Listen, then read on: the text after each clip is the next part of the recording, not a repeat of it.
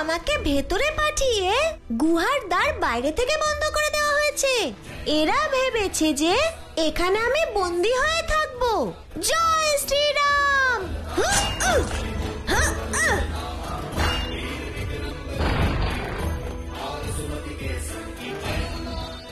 জয় শ্রীরাম।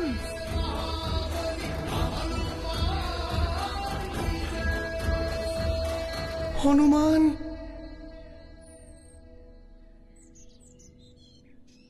প্রণাম মুনিবর। আপনি এখানে? অনর্থ হতে চলেছে পুত্র। আমি জানি মুনিবর, আপনি কোন বিষয়ে কথা বলছেন। যতক্ষণ হনুমান জীবিত আছে আপনার চিন্তা করার কোনো প্রয়োজন নেই। আপনাকে এখনই লঙ্কার উদ্দেশ্যে রওনা হতে হবে, অন্যথায় দেবী মন্দোদরী সমুদ্র পার করে যাবেন। জয় শ্রীরাম। জয় শ্রীরাম। অসুরকুলে আজকের দিনটি স্বর্ণাক্ষরে লেখা থাকবে মন্দোদরী, আর তার কৃতিত্ব তোমার। সমুদ্র মন্থনের সময় দেবতারা অসুরদের সাথে যে ছলনা করেছে, যে অন্যায় করেছে, তার প্রতিশোধ আজ নেওয়া হবে। যখন রাক্ষস রাজ রাবণ অমৃত পান করবে, আজ পর্যন্ত বিধাতা রাবণ অজেয় ছিল, এরপর অমর হয়ে যাবে।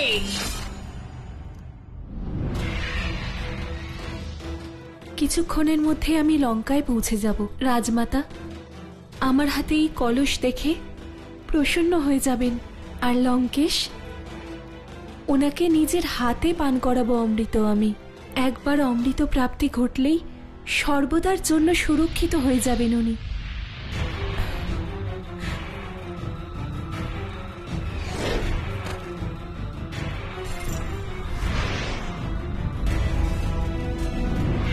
এ কি, এখানে অবতীর্ণ হচ্ছে কেন?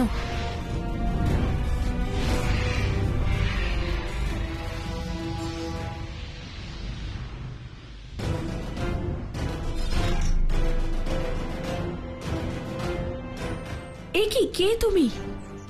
আর কি চাও আমার কাছে? আমি অঞ্জনী পুত্র হনুমান দেবী। তুমি তোমার মায়া দিয়ে আমার জানকে কেন আটকেছো? আপনাকে থামাতেই হলো, ধর্ম রক্ষা করার জন্য। নয়তো আপনার সাথে আমার কোনো শত্রুতা নেই। ধর্ম রক্ষা? অমৃত হরণ করে আপনি আপনার পতিকে দিতে চাইছেন? এ কি ধর্মহানি নয়? আমার দৃষ্টিতে নয়। আমি শুধু পত্নী ধর্ম পালন করছি, সেই জন্য তুমি আমার পথ থেকে সরে যাও, তাতেই তোমার মঙ্গল। এ সত্য যে আপনি পত্নী ধর্ম পালন করছেন, কিন্তু এও সত্য দেবী যে আপনি আপনার পত্নী ধর্ম রক্ষা করার জন্য সমগ্র সংসারকে সংকটে ফেলবেন। তাই যাই হোক, আপনার এই জান এগোতে পারবে না। এ তো চমৎকার হয়ে গেল প্রভু। আমি তো এই বিষয়ে ভয়ভীত ছিলাম যে সময় থাকতে হনুমান দেবী মন্দোদরীর কাছে পৌঁছতে পারবে না, আর দেবী মন্দোদরী কোনো বাধা ছাড়াই লঙ্কায় প্রবেশ করবেন। সময়ের এমনই প্রবৃত্তি নন্দী, যেতে যেতেও সে তার পাশা উল্টে দেয়। কিন্তু এমন কেন হয় প্রভু? কারণ প্রাণীর কর্ম অনুসারে তার নিয়তিও ক্ষণে ক্ষণে বদলে যায়। দেবী মন্দোদরী তার কর্মের দ্বারা নিয়তি নির্ধারণ করেছেন। তার এই কর্মের উদ্দেশ্য ছিল অধর্মী রাবণকে অমৃত প্রদান করা, যেখানে হনুমানের মহৎ উদ্দেশ্য হল রামের কার্য পূর্ণ করা। তাহলে এইভাবে হনুমান নিজের নিষ্কাম আর ধার্মিক কর্ম দিয়ে দেবী মন্দোদরীর নিয়তিকেও বদলে ফেলল। আর অমৃত প্রভু, অমৃতর কি হবে? অমৃতের নিয়তি এবার হনুমান নির্ধারণ করবে, আর রাবণেরও। আমি এই অমৃত কলস তোমাকে দিতে পারবো না, কখনো না। আমি আপনাকে সচেতন করছি দেবী, আপনি যদি এমন না করেন তাহলে আপনি মহাপাপের ভাগীদার হবেন। অর্থাৎ? এ আপনার পতির কাছে অমৃত হতে পারে, কিন্তু সমগ্র সংসারের জন্য এ বিষে পরিণত হবে। লঙ্কেশ রাবণ অধর্মপরায়ণ দেবী।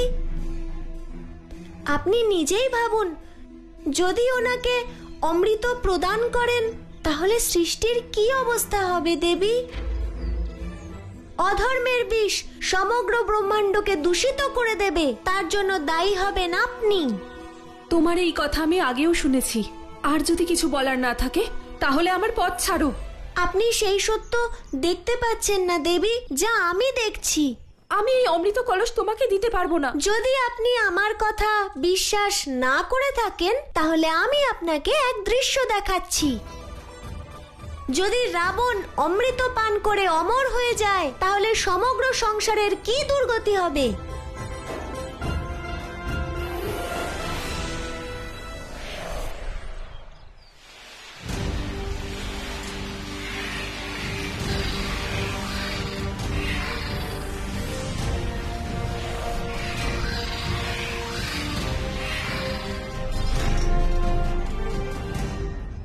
যখন এই ধরিত্রী অধর্ম আর পাপে ভরে যাবে তখন আপনার কাছে অনুতাপ করা ছাড়া আর কিচ্ছু থাকবে না। আর দুঃখের বিষয় হলো দেবী, সমগ্র সংসারকে ধ্বংসের মুখে ঠেলে দিয়ে আপনি আপনার পতিকে বাঁচাতে পারবেন না। কেন কেন পারবো না? আমার স্বামী তো এই অমৃত পান করে অমর হবেন। অধর্মের হাত থেকে তো অমৃত বাঁচাতে পারবে না দেবী। মৃত্যু যদি নাও হয়, উনি এমন জীবন পাবেন যা মৃত্যুর চেয়েও অধিক কষ্টদায়ক হবে। আপনি কি তবে এই চান? না দেবী, আমি আপনাকে লঙ্কার ভবিষ্যৎ দেখাতে চাই।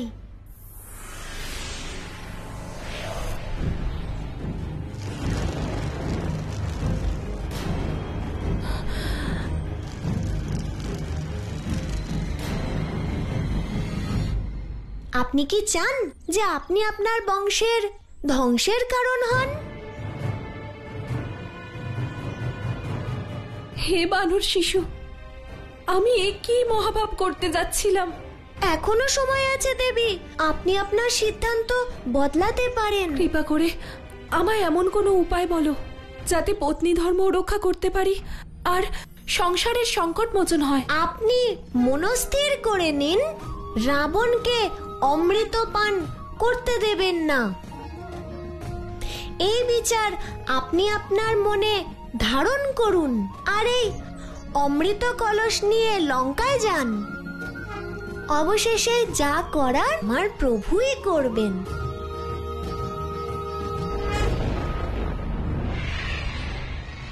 হনুমান,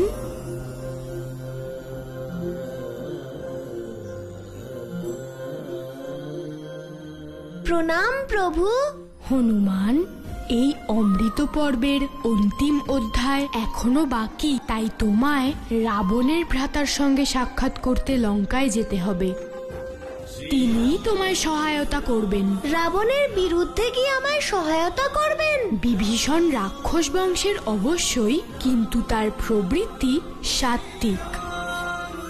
আর সবচেয়ে বড় বিষয়, সে আমার পরম ভক্ত। খুব ভালো প্রভু। এই মুহূর্তে রাবণের মহল ত্যাগ করে সে মহেন্দ্রগিরি পর্বতে তপস্যা করছে।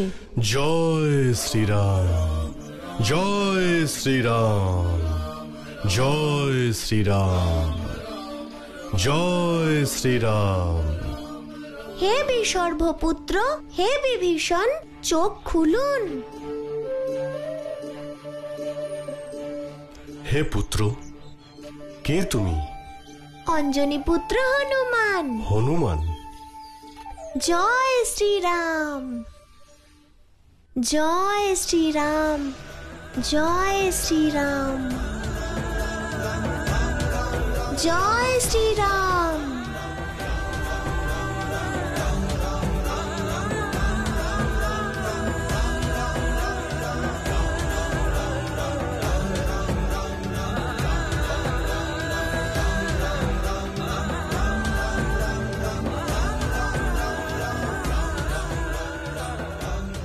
আমি আমি সব বুঝতে পেরেছি হনুমান।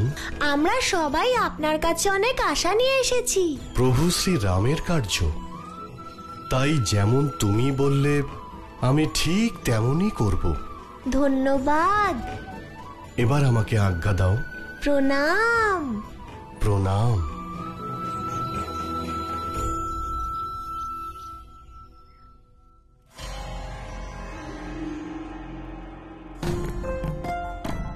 আমি তো কিছুই বুঝতে পারছি না, অমৃত কলসকে নিয়ে কি করব আমি। হে প্রভু, আপনি কোনো পথ দেখান।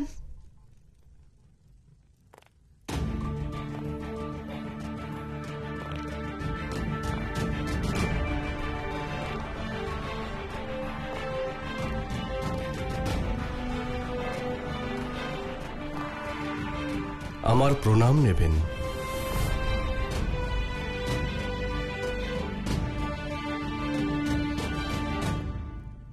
এ কি, আপনি এখানে? আপনার কি রাজমাতার সাথে দরকার ছিল? না, আপনার সাথে আমার সাক্ষাৎ এক দৈব বানর শিশুর সঙ্গে হয়েছে, হনুমান। আর সে আমাকে সব সত্য বলে দিয়েছে। আর এও, এই অমৃত কলসের কি হবে? রাজমাতার কাছ থেকে লুকিয়ে রাখতে হবে? না, আমি এই অমৃত কলস মাতার কাছ থেকে লুকোবো না। তাহলে তো অনর্থ হয়ে যাবে। আপনি তো জানেন, যদি লঙ্কেশ অমৃত পান করে নেন তাহলে কি হবে? আমি যা করব তা ধর্মসম্মতই হবে। তাতে কারোর কোনো ক্ষতিও হবে না, আর কারোর কোনো লাভও হবে না। আপনার আমার উপরে বিশ্বাস আছে তো? এই মহলে একমাত্র আপনিই আছেন যার উপর আমি বিশ্বাস রাখতে পারি। মন্দোদরী,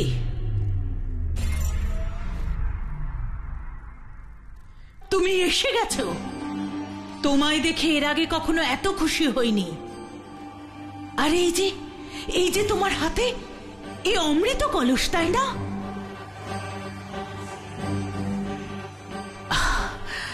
অপূর্ব, খুব খুশি হয়েছি।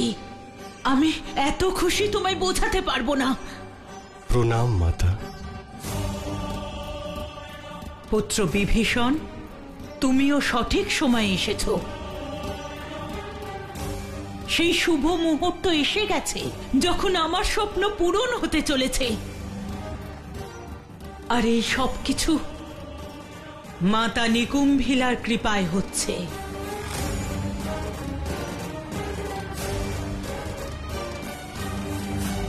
মন্দোদরী, আমাদের এক্ষুনি এই মুহূর্তে এই অমৃত রাবণকে পান করাতে হবে। কিন্তু মাতা, এই সময় তো ভ্রাতা রাবণ ব্রহ্মলীন হয়ে আছেন। তুমি ঠিকই বলছো বিভীষণ, কিন্তু আমি আর প্রতীক্ষা করতে পারবো না। দেবতারা কোনো ছলনা করার আগে, কোনো বাধা সৃষ্টি করার আগে আমি চাই যে এই কার্য সম্পন্ন হয়ে যাক। তার জন্য তুমি কোনো অন্য উপায় বের করো। পুত্র বিভীষণ, তোমার পিতার কাছ থেকে শল্যক্রিয়া শিখেছো, তাই না? তাহলে তোমায় এই কার্য করতেই হবে বিভীষণ।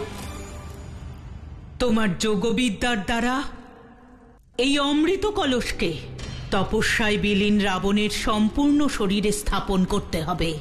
যেমন আপনার আজ্ঞা মাতা। তোমরা শীঘ্রই এসো। আসুন আমার সঙ্গে।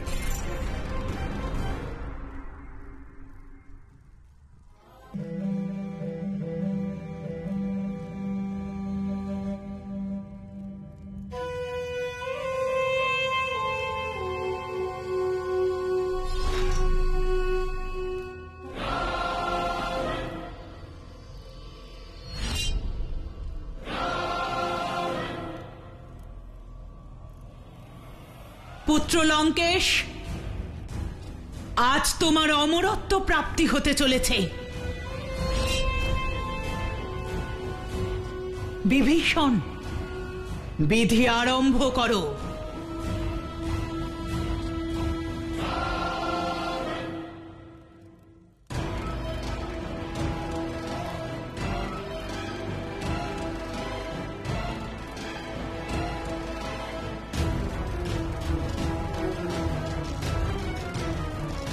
শোনো কপট দেবতারা, আজ থেকে বিধাতা রাবণ অজেয় অমর।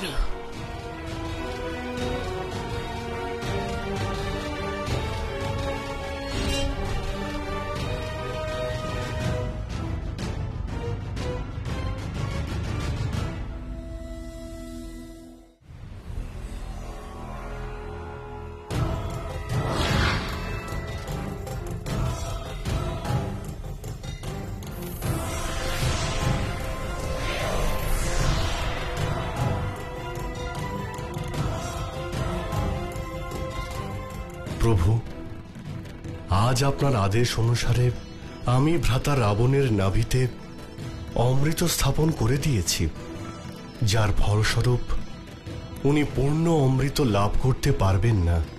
ভ্রাতা অজেয় অমর অবশ্যই হয়েছেন, কিন্তু ওনার অন্তিম যাত্রার পথ এখনো অবরুদ্ধ হয়নি। জয় শ্রীরাম। মাতা নিকুম্ভিলার কৃপায় তুমি অমরত্ব প্রাপ্ত করেছো লঙ্কেশ। তুমি অমর হয়ে গেছো, তুমি অমর হয়ে গেছো লঙ্কেশ। মাতা নিকুম্ভিলার জয়, মাতা নিকুম্ভিলার জয়, জয়।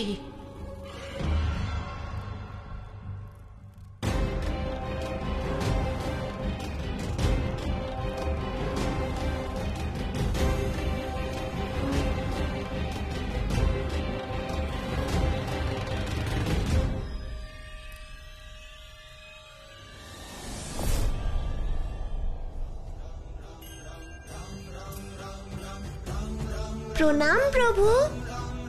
তোমায় একটি বিশেষ কথা বলার ছিল। বলুন প্রভু। এই যুগের যত কর্ম তোমায় দিয়ে করানোর ছিল তা তোমার যোগ্যতার দ্বারা পূর্ণ হয়েছে। অর্থাৎ আমার আর কোনো কাজ নেই? না হনুমান, এখনো অনেক কার্য বাকি, কিন্তু তার জন্য সময় আছে।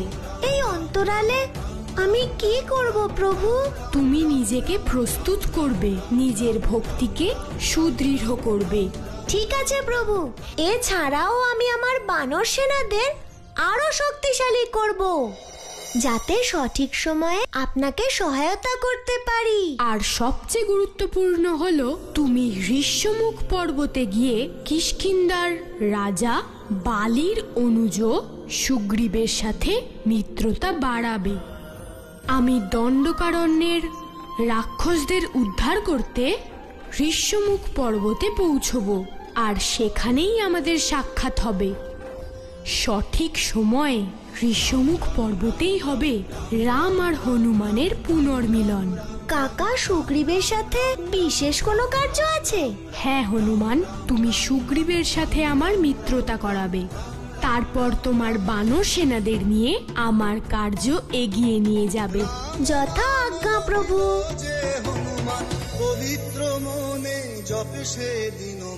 প্রভু, প্রভু। হ্যাঁ হনুমান।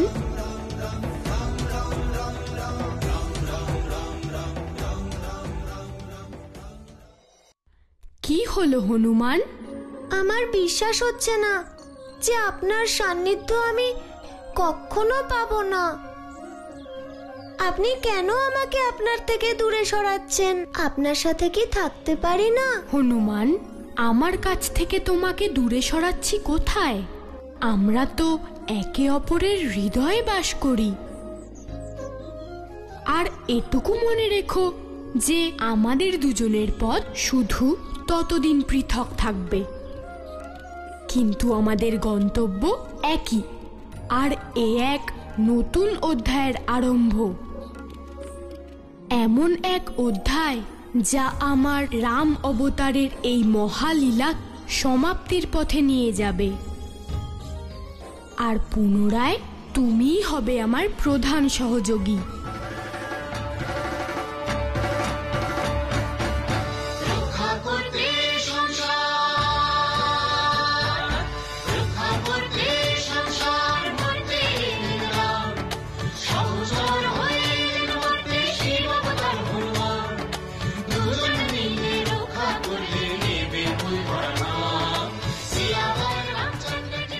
আজ থেকে আমি প্রতিদিন সেই প্রতীক্ষায় থাকব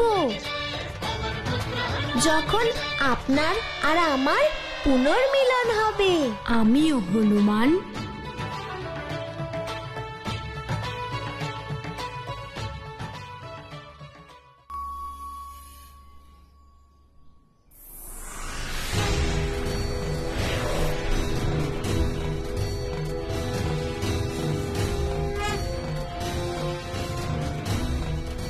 আমাদের জন্য কি আদেশ আছে মারুতি? আমার নয়, আমার প্রভু শ্রীরামের আদেশ। আমাকে আমার বানর সেনাদের নিয়ে উত্তরে যাত্রা করতে হবে। সেখানে কি আছে? ঋষ্যমুখ পর্বত, সেখানেই হবে প্রস্তুতি, সেখানেই হবে বিশ্রাম, সেখানেই সাক্ষাৎ হবে হনুমানের সাথে তার প্রভুর। জয় শ্রীরাম, জয় শ্রীরাম।